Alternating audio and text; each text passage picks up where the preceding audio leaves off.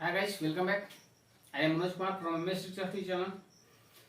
MS Study study channel में एक बार आपका पुनः स्वागत है। जैसा कि पिछले दिनों से मेरा हर टॉपिक प्रीपोजिशन टॉपिक पर बात चल रही थी, तो पिछले क्लास में हमने देखा कि प्रीपोजिशन आखिर हम लोग पढ़े तो क्यों पढ़े और प्रीपोजिशन होता क्या है, प्रीपोजिशन पढ़ने की हम क्या आवश्यकता क्यों है मुझे। तो उसी से रिलेटेड जैसा कि मैंने पीछे भी इंडिकेट किया था आपको, बड़ा जल्द ही आपको दूंगा मैं एक टॉपिक जो होगा मेरा, वह होगा पोजीशन ऑफ प्रीपोजिशन, यानी प्रीपोजिशन का स्थान कहाँ होगा उसके बारे में हम लोग चर्चा करेंगे।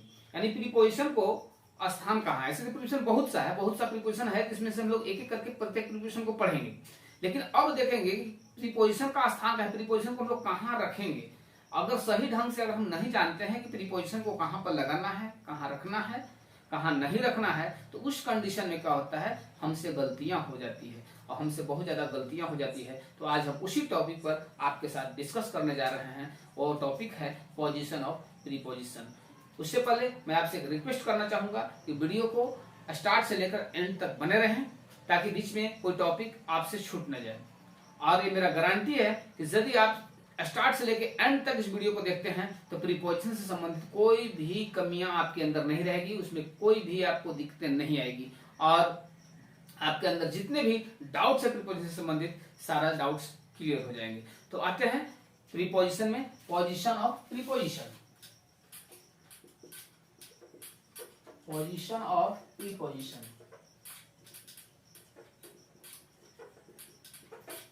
पोजीशन ऑफ प्रीपोजिशन ये टॉपिक है। तो preposition of position of preposition में सबसे पहले प्रीपोजिशन का स्थान कहाँ होगा। तो जैसा कि हमने देखा था कि प्रीपोजिशन में मतलब पहले का स्थान था, किसके पहले का स्थान, तो नाउन या प्रोनाउन के पहले। यानी प्रीपोजिशन जब भी आएगा तो नाउन या प्रोनाउन से पहले आएगा, पहले आएगा। तो एक एग्जाम्पल लेते हैं, उस एग्जाम्पल को आप देखिए, पहले भी एग्जाम्पल देख चुके हैं।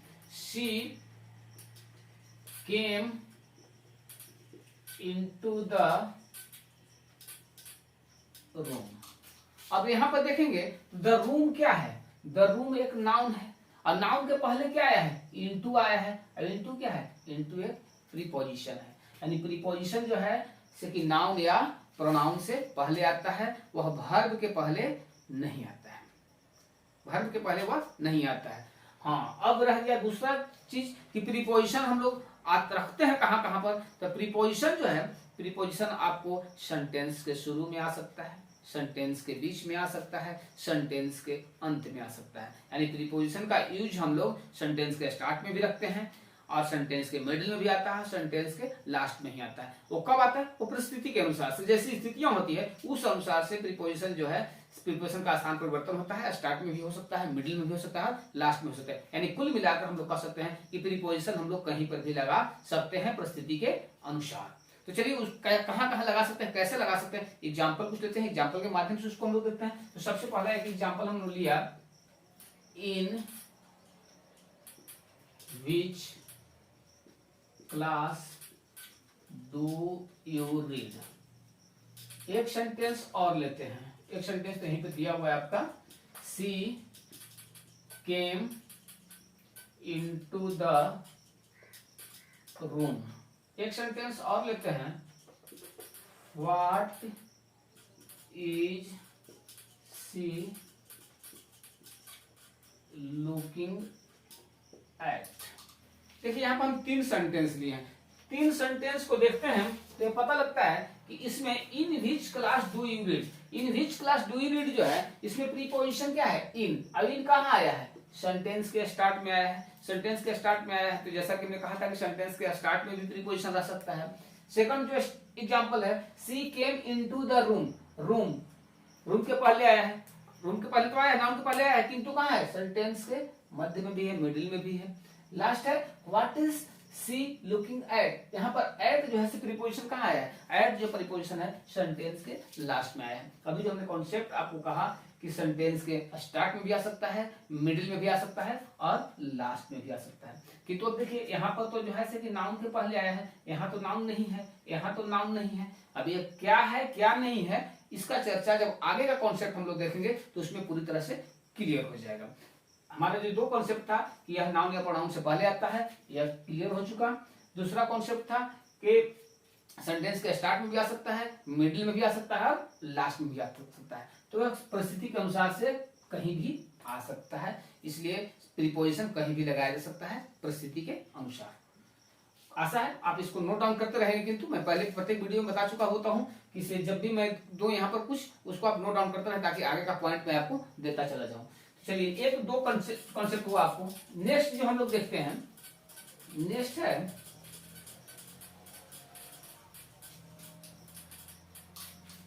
नेक्स्ट एक रूल लेंगे,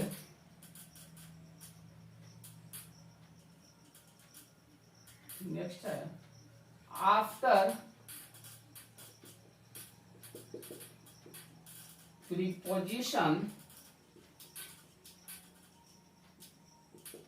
objective case is used.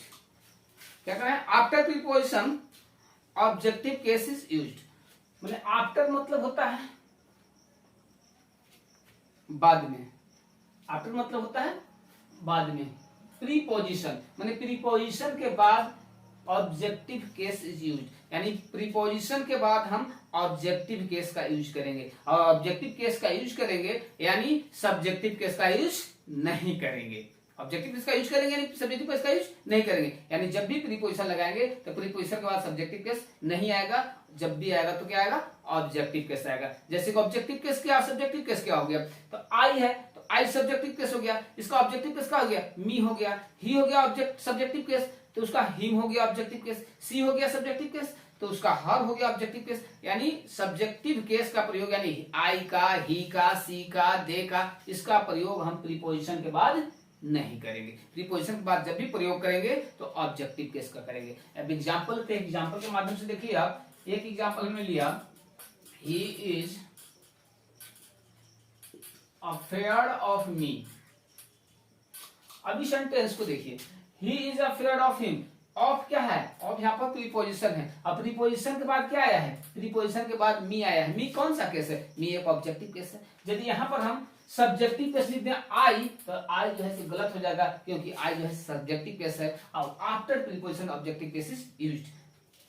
Preposition के बाद ऑब्जेक्टिव केस चाहिए, ना कि सब्जेक्टिव केस। एक एग्जांपल और लेते हैं,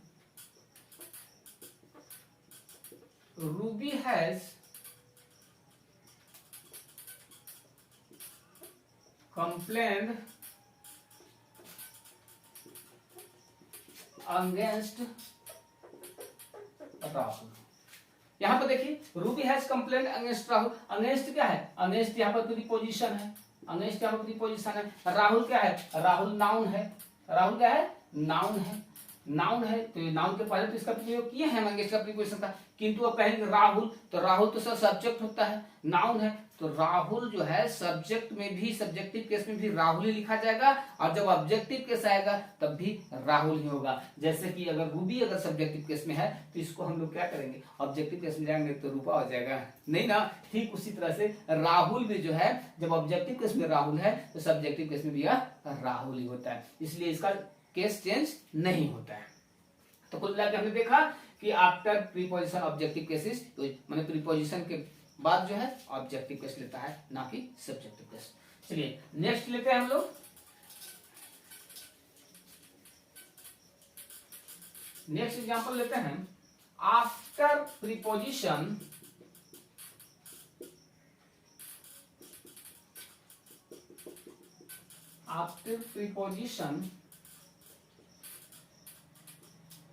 gerund is used। gerund is used मतलब आफ्टर प्रीपोजिशन gerund मतलब प्रीपोजिशन के बाद हम लोग gerund का प्रयोग कर सकते हैं। प्रीपोजिशन के बाद gerund का प्रयोग होता है।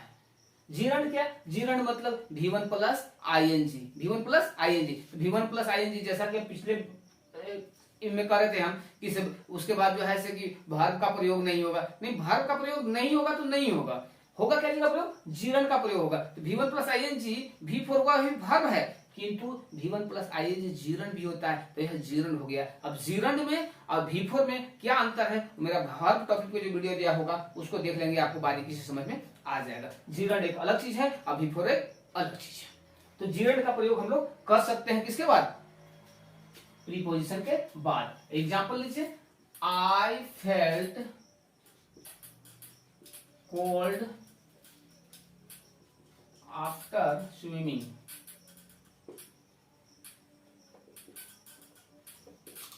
I felt cold after swimming. After क्या हो गया? आफ्टर यहाँ पर प्रीपोजिशन है, प्रीपोजिशन के बाद क्या आ गया? स्विमिंग आ गया। स्विमिंग क्या है? स्विमिंग जीरंड है। और जीरंड के पहले प्रीपोजिशन का प्रयोग हम कर सकते हैं, यानी प्रीपोजिशन के बाद जीरंड आ सकता है। ये कॉन्सेप्ट भी आपको क्लियर हो चुका कि जीरंड के पहले प्रीपोजिशन आ सकता है या प्रीपोजिशन के बाद जीरंड का प्रयोग हो सकता है। नेक्स्ट जो रह गया, अब हम लोग को नोट करते चलेंगे। नेक्स्ट एक है, कभी कभी ऐसा होता है कि सेंटेंस में इंटरोगेटिव प्रोनाउन आ जाते हैं। इंटरोगेटिव प्रोनाउन मींस क्या? इंटरोगेटिव प्रोनाउन मींस व्हाट हो जाएगा, हु हो जाएगा, हुम हो जाएगा, विच हो जाएगा, वेयर हो जाएगा।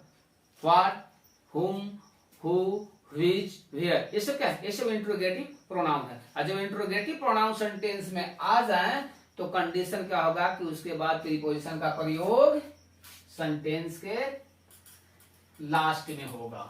एग्जाम्पल लीजिए हम लोग, एक व्हाट इज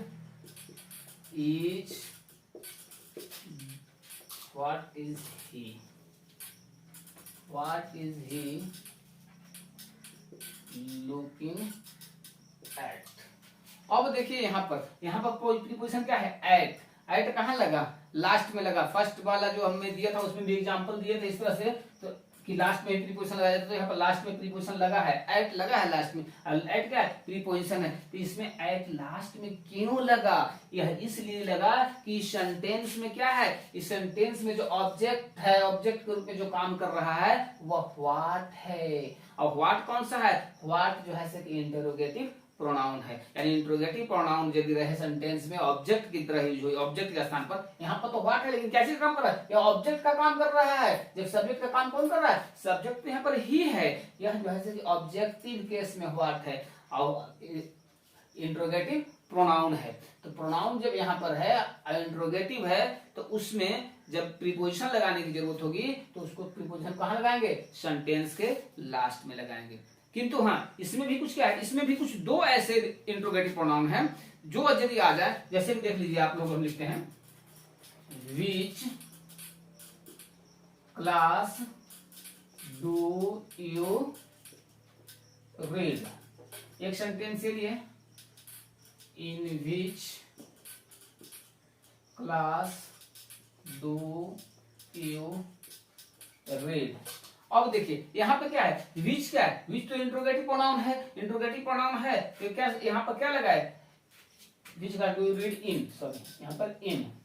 अब यहाँ पर इंट्रोगेटिव प्रोनाउन जब है विच, तो इसमें क्या आया है? सेंटेंस के लास्ट में प्रीपोजिशन लगा है कि नहीं लगा है? लास्ट में प्रीपोजिशन लगा है। किंतु एक रूल हमेशा ध्यान रखेंगे कि इंट्रोगेटिव प्रोनाउन में यदि विच या हुम, नोट कर लेंगे, विच या हुम ऑब्जेक्टिव केस में आए, ऑब्जेक्ट के रूप में प्रयोग हो, किसका? विच का या हुम का। विच का या हुम का यदि ऑब्जेक्ट के रूप में प्रयोग हो तो उस कंडीशन में जो प्रीपोजिशन है हम लास्ट में तो लगाते ही हैं, उसको स्टार्ट में भी लगा सकते हैं। जैसा कि देखिए सेंटेंस में विच आया यहाँ पर ऑब्जेक्ट के रूप में, तो प्रीपोजिशन कहाँ लगा दिए? प्रीपोजिशन सेंटेंस के स्टार्ट में लगा दिए। यानी जब विच हो और हुम हो तो उसमें हम लोग प्रीपोजिशन को लास्ट में भी लगाएंगे तो भी सही रहेगा। वो तो ऑब्जेक्टिव के इंट्रोगेटिव प्रोनाउन रहेगा तो ऐसे भी सही है। किंतु यदि विच और हुम आ जाए तो उसमें लास्ट के जगह पर फर्स्ट में भी अगर लगाते हैं हम लोग प्रीपोजिशन तो अभी यह सेंटेंस सही होगा। आशा करता हूँ आपको अच्छा समझ में आ रहा होगा। नेक्स्ट बढ़ता हूँ आगे की ओर।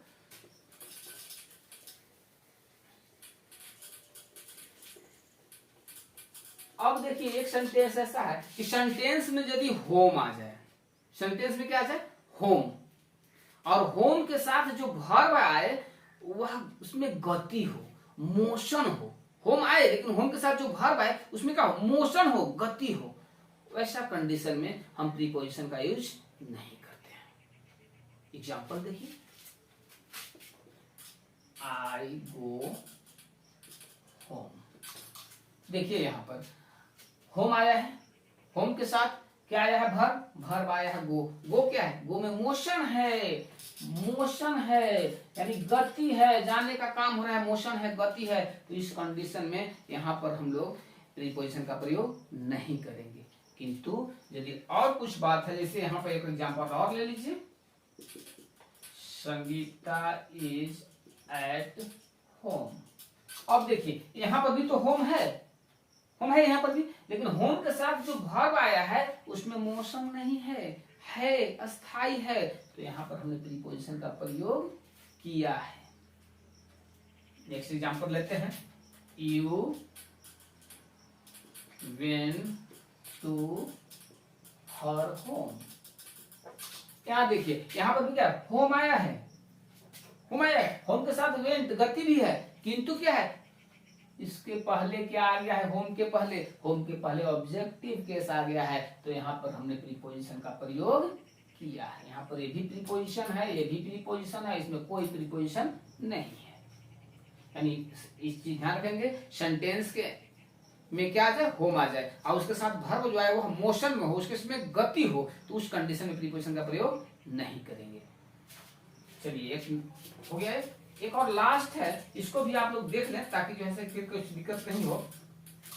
यदि सेंटेंस में क्या आ जाए, सेंटेंस में आ जाए समय सूचक शब्द आ जाए। समय सूचक शब्द का मतलब समझते हैं अपना, समय सूचक शब्द का मतलब हो गया जैसे मॉर्निंग आ जाए, इवनिंग आ जाए, वीक आ जाए, मंथ आ जाए, ईयर आ जाए और स्प्रिंग आ जाए, ये सब यदि आ जाता है, ये सब क्या है, ये सब समय सूचक शब्द हैं। Morning, evening, week, month, year, ये सब जो है समय सूचक शब्द है। समय सूचक शब्द आए और उसका पहले समय सूचक जो शब्द आए उस समय सूचक शब्द के पहले क्या आ जाए, दिस आ जाए, दैट आ जाए, नेक्स्ट आ जाए, लास्ट आ जाए, एवरी आ जाए, इस तरह का अगर कंडीशन आता है तो उस कंडीशन में हम लोग जो है प्रीपोजिशन का प्रयोग नहीं करेंगे। एक बार फिर से ध्यान रखेंगे, यदि सेंटेंस में समय सूचक शब्द आ जाए, समय सूचक शब्द के मतलब जैसे कि morning, evening, week, month, year, spring, autumn, मतलब ये सब आ जाए और उसके पहले आ जाए दिस आ जाए, दैट आ जाए, नेक्स्ट आ जाए, लास्ट आ जाए, तो हम लोग उस पर प्रीपोजिशन का प्रयोग वहां पर नहीं करेंगे। एग्जाम्पल लिखते हैं हम लोग, जयप्रकाश केम दिस मॉर्निंग। एक और ले लेते हैं, जयप्रकाश केम इन द मॉर्निंग। देखिए यहाँ पर दो सेंटेंस हम लिए हैं, यहाँ पर सेंटेंस लिए हैं जयप्रकाश केम दिस मॉर्निंग। तो यहाँ पर मॉर्निंग तो आया, समय सूचक शब्द मॉर्निंग आया, अब मॉर्निंग के पहले ठीक क्या आया, दिस आ गया है। तो दिस आ गया तो यहाँ कोई प्रीपोजिशन का प्रयोग हम लोग नहीं करेंगे। ठीक, नेक्स्ट सेंटेंस को देखते हैं हम लोग, जयप्रकाश केम इन द मॉर्निंग। यहाँ भी मॉर्निंग शब्द आया है, समय सूचक शब्द आया है, किंतु इसके पहले न तो दिस आया है, न दैट आया है, न नेक्स्ट आया है, न लास्ट आया है, न एवरी आया है। तो इस कंडीशन में हम प्रीपोजिशन का प्रयोग करेंगे और यहाँ पर इन प्रीपोजिशन का प्रयोग किए हैं। आशा करता हूँ पोजीशन और प्रीपोजिशन का पूरा कॉन्सेप्ट आपको दिलो दिमाग में छा गया होगा, और छा गया है तो एक बार लाइक तो बनता है आपको, नए दोस्तों के साथ शेयर भी करें, और जो नए व्यूअर्स हैं वो सब्सक्राइब अवश्य करें, और कुछ त्रुटियां रह गई होगी तो उसके लिए कमेंट करना ना भूलें। Thank you for watching this video.